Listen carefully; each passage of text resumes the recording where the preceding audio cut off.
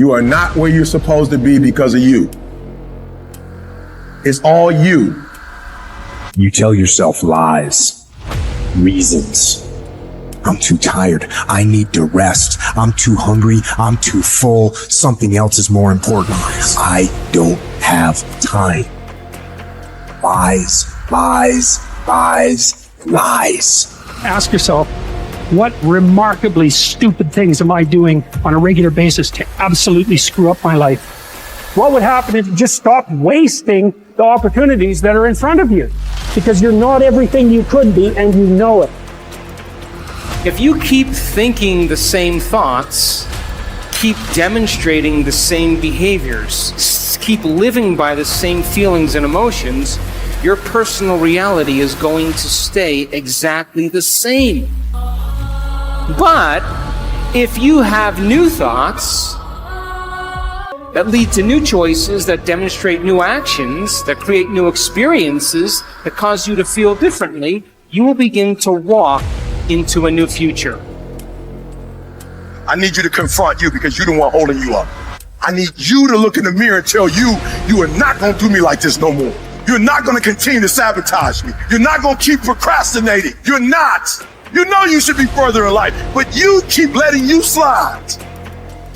Hold you accountable and don't let you off the hook. If for 10 years, if you didn't avoid doing what you knew you needed to do, what would you be like? You'd be 10 times more efficient, 20 times more efficient. And you could be way better. You could be incomparably better across multiple dimensions. Do something away from the normality of what you've been doing. Why not try it, man? Shock the system. Get up at 4 in the morning one day, just one day, and go for a run. Commit to one day and see how you feel as you're jogging it back in around 5 or something, as your neighbors are still asleep. Well, your day's already provided something for you. Mentally, you'll feel like, wow, man, that was a lie. And say, I've got to do this. This is my stuff. This is why I showed up. It's not going to be easy. When you want to change, it's not easy. If it were in fact easy, everybody would do it. But if you're serious, you'll go all out. So yes, I'm going to do something about this situation. You do what it is you're supposed to. You're supposed to build something. You're supposed to create something. I don't know how to do it. Learn. The question is not, is it possible for you to be a millionaire? Is it possible for you to have all your dreams become a reality in your lifetime? Yes, it is possible. But the real question is, have you made the decision? Once you make a decision and you go all in and you say, I ain't quitting till I get there. I ain't giving up. I ain't giving in. I'll do whatever it takes to be successful. And when you make that decision, when you look you in the mirror, when you tell yourself that, look, I'm through, I'll do whatever it takes, I guarantee you, that's the day your dream begins to happen. So then, when you have a purpose or a vision or a mission or an intent that's bigger than you, it means it signifies something that's ongoing. You could have a purpose to go east, and there's never an end to east. You could have a purpose to be healthy. There's always more health to have. You could have a purpose to be wealthy. There's never an end to wealth. You could have a purpose for knowledge, and there's never an end to knowledge. It signifies a direction.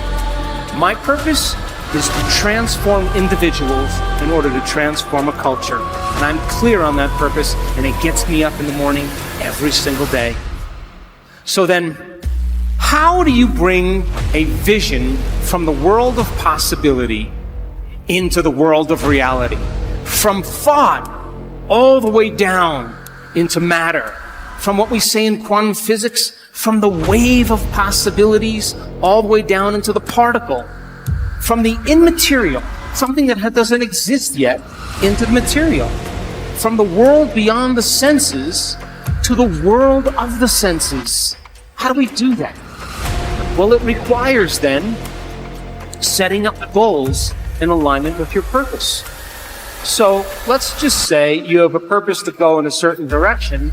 Your purpose signifies a direction, but your goals should always be in alignment with your purpose. And people who have goals in alignment with their purpose, their goals are a natural side effect of them being on purpose. So then what about getting healthy?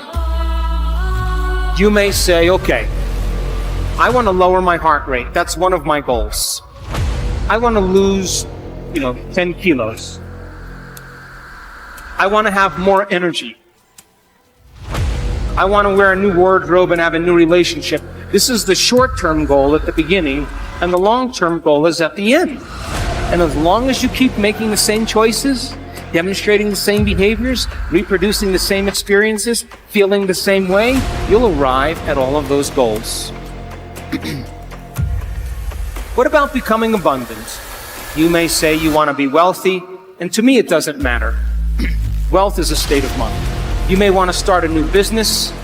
Once you start that new business, you may want to hire 2 new staff employees in 6 months. Then you may say you want to buy a company vehicle. And of course, then the next one is buy a new house. And then ultimately what? Make $1 million? Why not? If that's your goal, to reflect your purpose, then you should arrive at it. Are you still with me? How about learning knowledge? Is there ever an end to knowledge? You may want to get an associate's degree. And then you may want to get a bachelor's degree. And then you may want to get a master's degree. You may want to get a doctorate degree. And then you may want to finally do research. But all of those things are in alignment with your purpose, is it not? Now, I want you to understand that there is a very specific formula for excellence.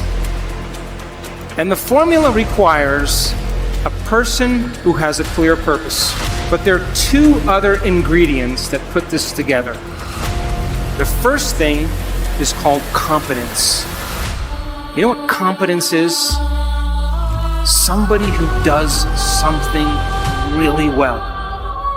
The more competent they are, the better they are at doing so. The third thing is called accountability. Accountability means if you say you're going to do something, you do it. And if someone asks you to do something, you do it really well. And if you combine a person who's on purpose with a high level of competence and accountability, you have excellence in an individual. I run 3 companies, and all 3 companies, my teams are very high on their purpose scale. They better align with my purpose. They have very high level of competence, and they are very high on the accountability scale. And I don't even bother them. I never even manage them. Because if they're not competent, accountable, and on purpose, they're going to stand out with the rest of the culture, and other people are going to be doing their job, and they are not going to keep up. And I say to my staff, I run an Olympic level team. You have to be able to play at an Olympic level. If you can't be competent and accountable on purpose, there's nothing personal. We just have to cut you because we're moving at a fast pace. Be someone who is cool under pressure. Value serenity instead of outrage. It seems that our culture is moving in the wrong direction here. If you are blessed enough to not be on social media, you might be surprised to learn that the angriest, most passionate public figures are rewarded with the most clicks and biggest audiences. Our culture has begun to confuse passion with substance, reward the loudest and angriest voices, and thus incentivize behavior wholly at odds with stoic wisdom. The number of decibels your voice hits as you scream about how right you are is not necessarily an indicator of how much sense you are making. As a society founded on reason and Western Enlightenment ideals, we must hold ourselves to a higher standard. We have to collectively stop allowing emotion and passion to pass for reason and factual debate. The media's goal is to literally challenge your ability to be still. A tough American, intent on improving upon their current self, is not tricked into an emotional reaction by these headlines. You do not write an angry tweet. You do not hurl an insult. You are cool and measured and skeptical. You are curious what the agenda of the journalist might be and what facts or context they might be leaving out. You Seek out a different story on the same topic from an opposing view, and you find out that many of the claims made in the original story were convincingly debunked. And just like that, you are a Zen master of stillness and stoicism. I will not quit in the face of danger or pain or self-doubt. I will not justify the easier path before me. I decide that all my actions, not just some, matter. Every small task is a contribution toward a higher purpose. Every day is undertaken with a sense of duty to be better than I was yesterday, even in the smallest of ways. I seek out hardship. I do not run from pain, but embrace it, because I derive strength from my suffering. I confront the inevitable trials of life with a smile. I plan to keep my head to be still when chaos overwhelms me. I will tell the story of my failures and hardships as a victor, not a victim. I will be grateful. Millions who have gone before me have suffered too much, fought too hard, and been blessed with far too little for me to squander this life. So I won't. My purpose will be to uphold and protect the spirit of our great republic, knowing that the values we hold dear can be preserved only by a strong people. I will do my part. I will live with fortitude.